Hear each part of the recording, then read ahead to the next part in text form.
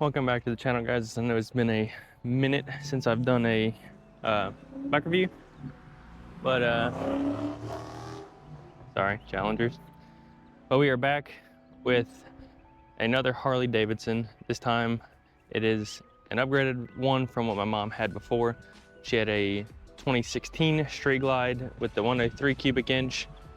This is the 114 cubic inch 2021 Street Glide, and I really wanted to do this one because I've already done a 2016, and if you watch that video, I didn't really enjoy it too much. It had a buffeting issue with the air on the top hitting your head, kind of gave me a headache. I don't think they really fixed that, as whenever I rode it to do this intro, it still had that issue. Probably not as much, but we'll see by the end of the dry riding portion. Like I said, this is the 114 special.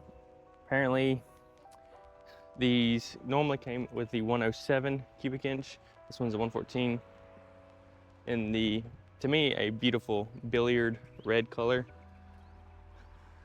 I really love, her other one was black with all the chrome. I'll put a picture of it somewhere.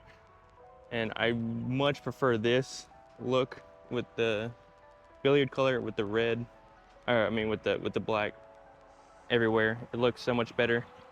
And they did update the infotainment system and everything.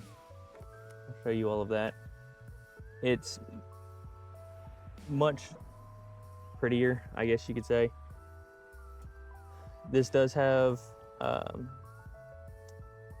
like tire pressure sensors, and yeah, we did do all that. We tried to put some more in there, but it didn't work. But yeah, the navigation looks a lot better than before, where it was kind of really outdated. I guess it was probably some of the first that they did.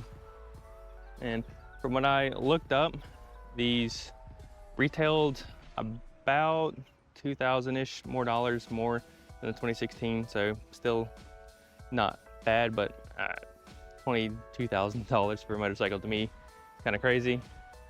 But yeah, I'll just added some aftermarket, because this is a used bike. My mom traded in her other one, but they did add these pipes, which I'm not sure. I think tab performance, which I'll do a little startup here in a little bit. And then they added the LED lights on top of the fairing here. Overall, I like the look of this bike way better than her other one. They don't ride it as much, so I'm kind of stretching its legs out today. Don't know how many miles are on it. We can probably see. It says it's got 14,000 miles, I'm pretty sure. That's the only thing I see on it. So 14,000 miles, not too terrible, especially for a, a touring bike like this. But overall, we'll see how it does on the street, and we'll do that here in a second. I'll get a startup real quick, and we'll go into the riding portion. So see you there.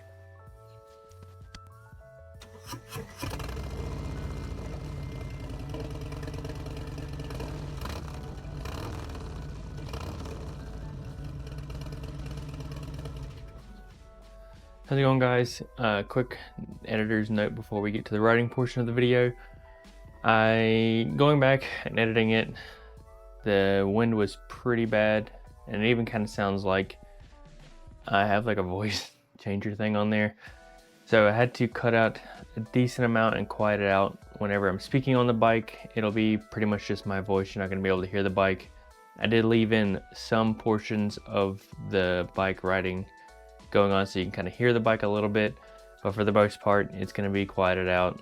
The way my helmet is, there's just way too much air coming through, and I think that's kind of affecting most of it. Need to get an actual chin mount for it, so that way I can close my visor and hopefully be able to have better audio. I was even trying with this new wireless mic. That might be the issue. I might have to go back to my Purple Panda. But yeah, I may just go back to the Purple Panda next time, and then when I get the chin mount, I'll be doing some other testing for it. But yeah, sorry, I added some background music too. Maybe that helps. Do let me know in the comments below if you want the background music and something like that. And yeah, sorry, and thanks, and enjoy the rest of the video. See you guys. All right, guys, we're going to do the riding portion now. Ooh. It's a very warm day so far in Georgia.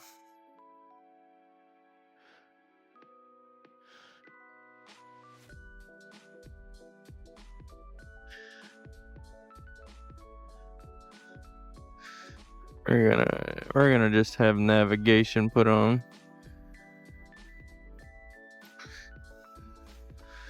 I did get a new helmet. Hopefully I gotta get a chin mount so that I can fix a lot of the audio. That's probably gonna hopefully be fine.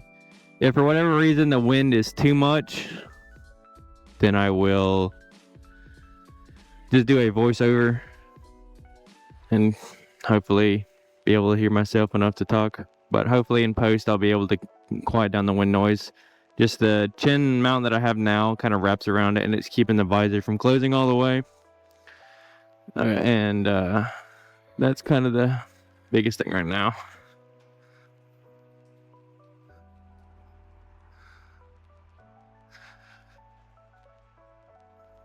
But like I said, we are running a 2021 Street Glide with the 114 cubic inch.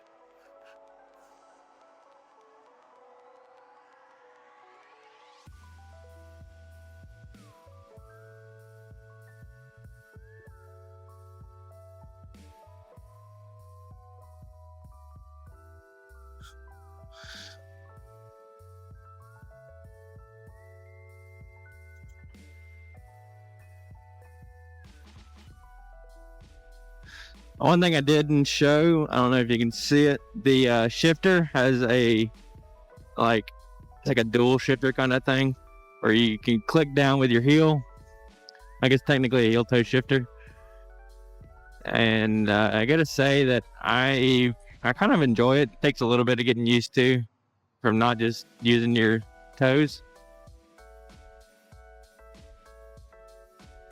But it adds a little bit of ease in there. And the bike doesn't feel as heavy. I don't know if it's any heavier. I'll put the weights of the 2016 and 2021 on the screen. I'm curious to see how the bigger motor does.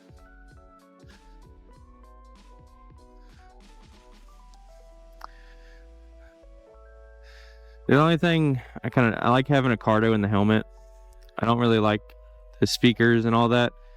Although I believe that the radio and all that works on this one. I think the other one, it was not working. Let's see. Oh, there it is. It starts with that. Yeah, that works. I think last time, for some reason, the radio didn't work on the 2016, but this one works. We're gonna go back to navigation.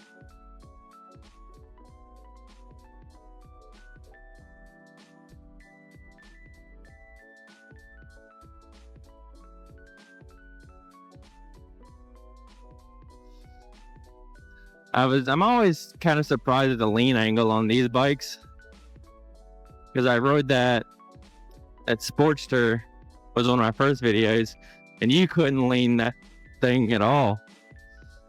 But even with how this bike is, I'm kind of surprised at the lean angle on it. It's not as much as a sports bike, obviously, but it's enough to be able to feel comfortable kind of tossing the bike around a little bit.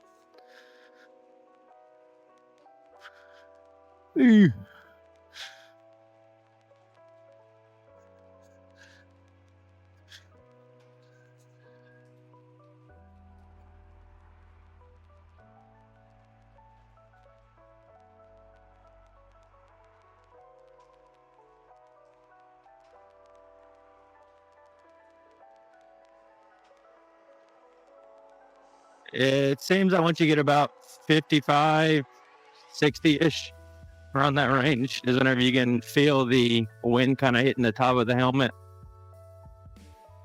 Although this one's not nearly as bad as the other one, I think. I don't know if it's the shorter windshield. Before, whenever we were riding, it beat the top of the helmet so bad that it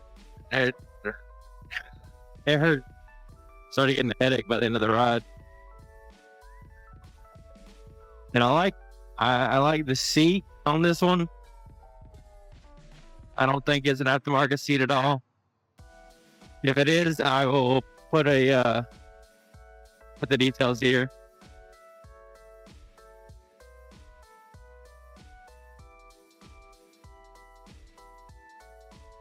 But I do like that it has the TPS stuff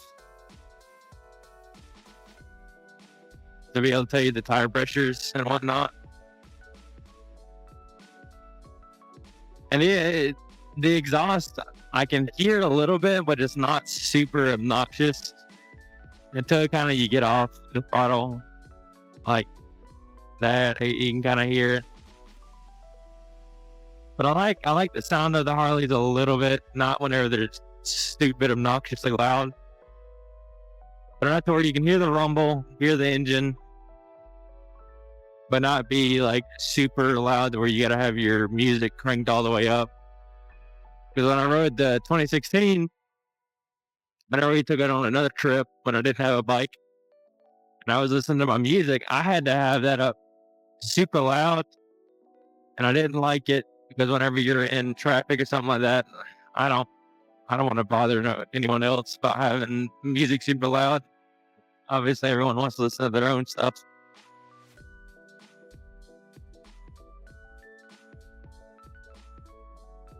But super glad that we will be able to get back on the road with the weather warming up here in Georgia.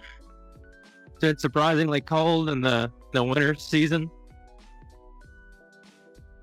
Usually, like, even though it's fall and winter, well, fall isn't too bad, but usually in the winter time we were able to ride somewhat, which there was a couple of days we'd be able to ride, but like it snowed here in Georgia, and that hadn't happened in years and years since I was a kid. Seems like the gearing may be a little bit better on this one. I don't know exactly if the gearings are different between the 16 and the 21. But it seems like I don't have to be in 6th gear all the time. Like I'm just cruising in 5th. I like the feel of the handlebars on this one. They're not like super crazy high up. The mirrors look good. And the seat is comfortable. I'll have to see how it takes bumps and all of that. But honestly, this rivals that CB 360 that I rode with the comfortability on the seat.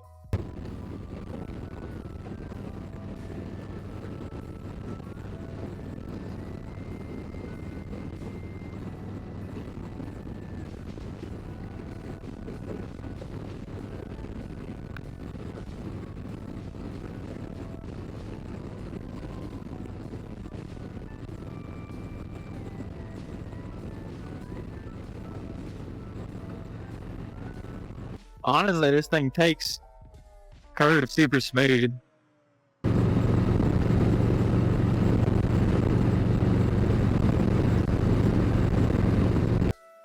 Usually I'm not big on touring bikes, but this one I actually enjoy.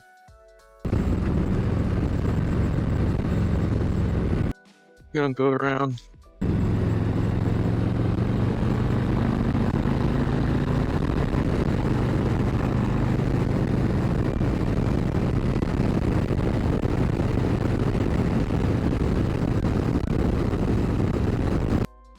But the weight of this one doesn't feel bad. Like, it's very controllable. I felt like some touring bikes are just super heavy, and I didn't like riding them for that reason. But this one has a good weight to it.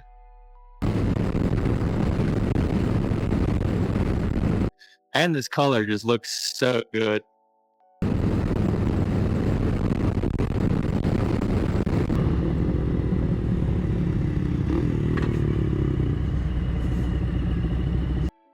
Brakes feel pretty good on it.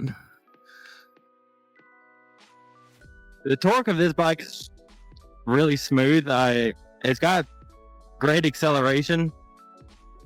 I didn't want to haul ass on this for a mud, but we got to about 70 there pretty quickly too. It didn't feel like it was lagging behind or anything. Whereas I felt like the 103 cubic inch was maybe a little lackluster. I think this size motor with this weight is right.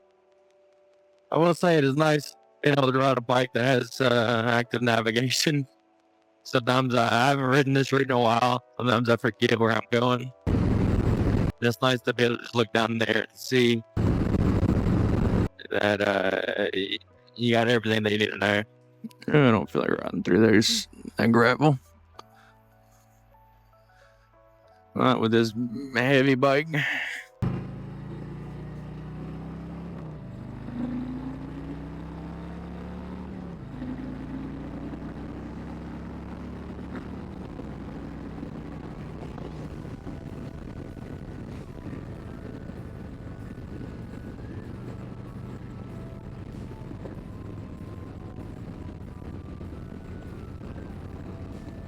Yeah, I feel like 6 is more of a highway gear. I feel like cruising back roads in 5th, you'll be fine. You're only riding about 2,500 RPM. This will probably be the bumpier section. Let's take. Oh yeah, that was nothing. I remember on the 2016, a big complaint was the bumps that I was taking. I could feel it in my back, and that was one thing I didn't like. Was just not being able, like on a cruising bike, I felt like a touring bike, you needed to be able to take those bumps and not feel much, to be honest. I understand feeling a little bit, but yeah, that one, yeah, that was nothing. I think that this rivals the old CB360 that I rode in one of the earlier videos. Now, I don't know. It's a great riding bike. I just don't know if that price tag is worth it. If you enjoy Harleys, oh Jesus Christ, I don't know the killer gun it'll be. If you're a Harley person or you want like a good touring bike and you want that Harley grill, Harley power and look, I think the Street Glide's pretty good. Probably one of the next videos I'll do will be on a road glide. My dad's got, I think, a 22 or 23 road glide. I want to see how that is. I don't know. Does this one have? I don't know. This one has cruise control. I feel like most of these have cruise control, but I don't see. Is that it? There we go. There we go. We got cruise control. I was about to say 2016 had cruise control, and this one newer doesn't. But yeah, this super nice bike. Don't know how much they really go for used. I'll look at that and say at the end of the video. But while we're getting kind of closer to the end, I want to talk about some of the future videos that will be coming out and maybe some future plans. Hopefully we can get some videos. We're gonna go to, I think, Tallulah Falls. We're planning on going on a ride to go camp there. That'll be a long video, maybe even 2 parts of the trip going up there, and then of our escapades while we're there.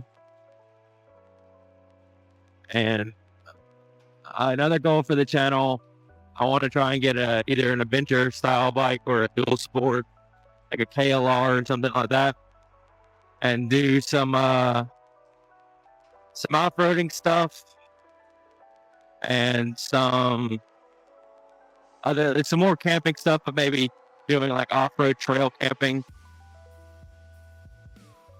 and things of that sort.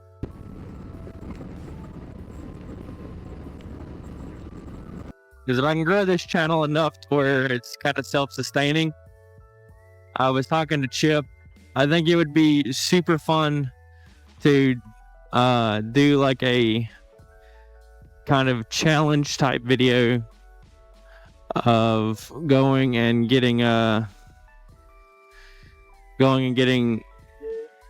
maybe like I'll get a Versus since I'm a Kawasaki guy. He can get a V-Strom or something, and us just going to like doing a video of us going from like Georgia to maybe the Carolinas or something, and just doing a road trip on those bikes and seeing what we can get into.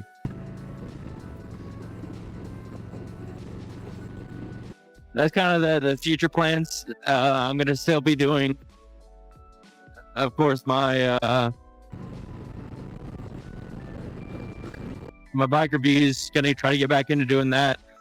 We have a couple of Harley videos, this one included. I got a Suzuki GSX 8S lined up.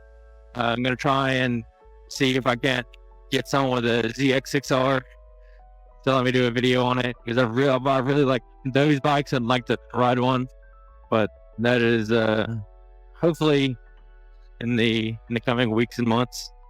May even do a video with more car related stuff. We got a drift event coming up soon that I'm hoping to go to. I recorded some stuff of doing a dual caliper install, and that should be close to being done. Probably finish recording next weekend, hopefully. And then doing in the month of May, I'm going with one of my friends to the Coke 600 in Charlotte, and I'll probably try and record that adventure and go into all the race shops, record what I can, because some stuff you can't record. But yeah, it should be a fun year of content creation. We may, that one was kind of bad, but that was kind of an extreme bump. There is I think Moto America in May. I need to look at the dates. We may try and go up there to do maybe some filming if we can. We'll see. The first weekend in May, we're planning on doing a long ride to Atlanta for a Caffeine and Octane. I think that'll be pretty cool. It'll probably be like one of those early morning videos riding up there super early. So we'll see what footage I can get, because it might be too dark. But Formula Drift will be in Atlanta that weekend, or that next weekend, and maybe we can see some cool road drift cars and whatnot. I feel like this mirror got twisted. We're gonna film the outro here. No, it's on the normal spot. We gotta run some errands while we're out.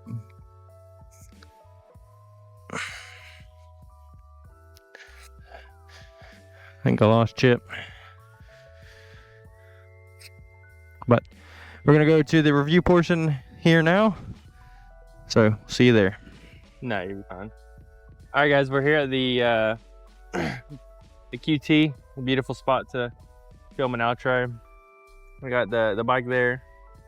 Just did the riding portion, and I gotta say, this is a big upgrade from the 2016 that I rode. This one's way more comfortable. Sorry, the sun's unbearable. I forgot my sunglasses. But this one's way more comfortable than the other bike. It's got more power. I feel it's super smooth all through anywhere we rode. Takes bumps super well.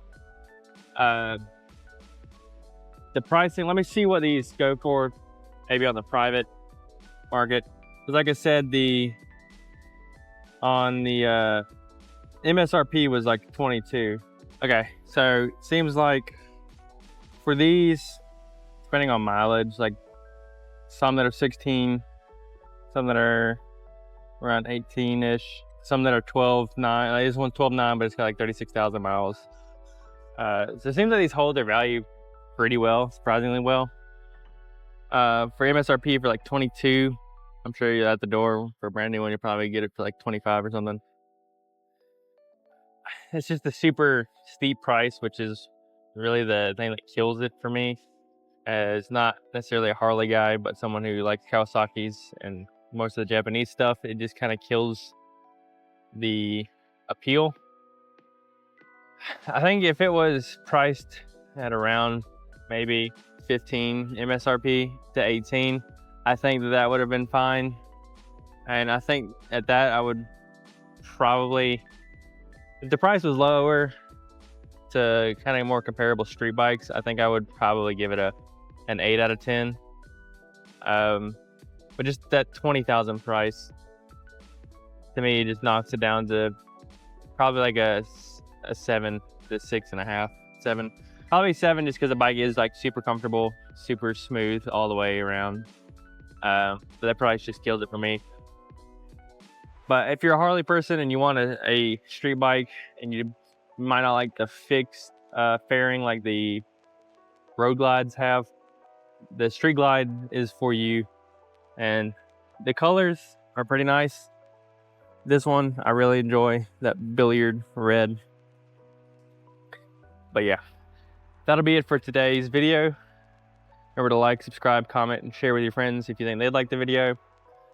Hopefully we'll be back to pumping out content, bike content, and having some fun. So thanks for watching. Remember that you are good enough. See you guys later.